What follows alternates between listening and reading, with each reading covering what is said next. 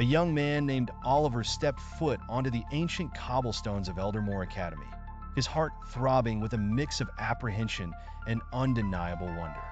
The towering spires and cascading vines of the school loomed overhead, housing generations of wizards, each more illustrious than the last. Oliver, with his simple upbringing and unassuming demeanor, felt like a mere pebble in this grand river of magic. He watched as his peers summoned flames effortlessly and levitated books with a flick of their fingers. Despite his eagerness, Oliver found himself struggling, his spells often fizzling into mere puffs of smoke or erupting with unintended force. Classes were challenging, every lecture filled with terms and gestures he struggled to grasp.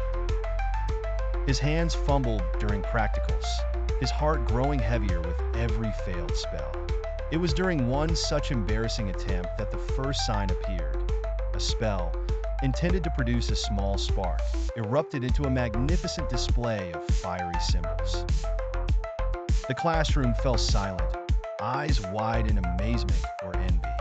Flustering, Oliver dismissed it as a fluke, a stroke of bizarre luck.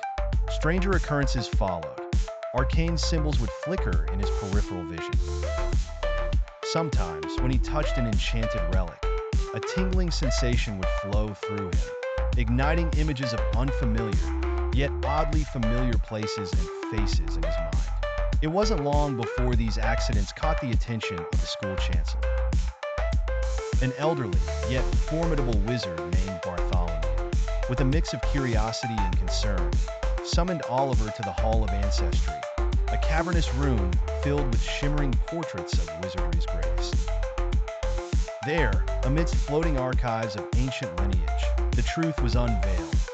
Oliver was the last descendant of the first wizard king, his bloodline hidden and safeguarded throughout the ages. Bewilderment washed over him as Bartholomew explained the significance of his powers and the responsibility that came with them.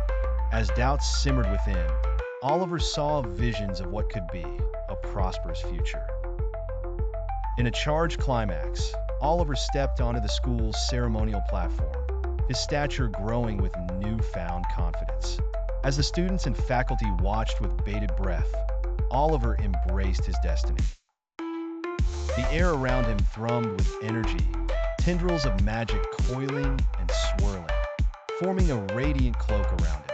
His eyes shone with determination, the echoes of his royal heritage finally singing in harmony with his soul.